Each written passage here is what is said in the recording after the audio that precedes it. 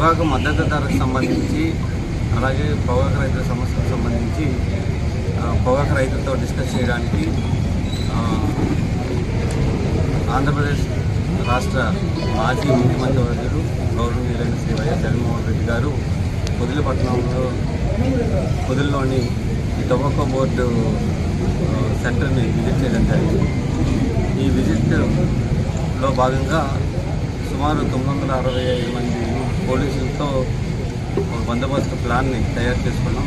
రాళ్ళని కూడా రాళ్ళతో దాడి చేయడం జరిగింది. ఈ దాడిలో అక్కడ ఉండే మహిళలు ఒక 2 మహిళలు ఒక మేల్ పర్సన్ కూడా ఇంజూరీ అయ్యారు, సివిలియన్. అలాగే అక్కడ ఉండే దీంట్లో ఉండే పోలీస్ పర్సన్స్ కూడా ఇంజూరీ అయ్యారు. మన డిఎస్పీ దర్శి గారి పైన కూడా చెప్పుతోటి కొట్టడం జరిగింది. సో వీళ్ళందరినీ కూడా ఐడెంటిఫై చేశాము. బందోబస్తులో ఉన్న పోలీసుల్ని నెట్టుకొని లోపలికి రావడం జరిగింది.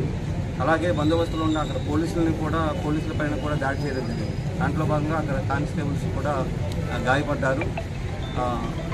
అలాగే అక్కడ ఉండే ఏదైతే ఈ పొగాకు బేర్లు ఉన్నాయో ఈ పొగాకు బేర్ల పైన తొక్కడం వలన కొంత పంట నష్టం కూడా జరిగింది. పంట నష్టం అంటే దట్ మీన్స్ దాని యొక్క క్వాలిటీ అనేది డ్యామేజ్ అయింది. సో ఈ యొక్క అంటే శాంతి భద్రతలకు విఘాతం కలిగించే ఉద్దేశంతో ఎవరైతే మహిళలని కూడా చూడకుండా మహిళల పైన అక్కడ బందోబస్తులో ఉన్న పోలీసుల పైన దాడి చేశారో, అలాగే రైతులు తెచ్చుకున్న ఈ పొగాకు పంట ఏదైతే ఉందో ఆ పొగాకు పంటని దాని యొక్క క్వాలిటీని డ్యామేజ్ చేయడానికి ప్రయత్నించారో వాళ్ళందరిపైన కూడా చట్ట ప్రకారం ఈరోజు పోలీస్ శాఖ చర్యలు తీసుకుంటుంది.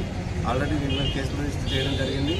రిజిస్టర్ చేయడమే కాకుండా వీడియోలని అన్నింటినీ కూడా క్షుణ్ణంగా పరిశీలిస్తూ ఎవరెవరైతే దీంట్లో పాల్గొన్నారో వీరందరినీ కూడా ఐడెంటిఫై చేసి వాళ్ళని ఈరోజు 9 మందిని అరెస్ట్ కూడా చేయడం జరిగింది.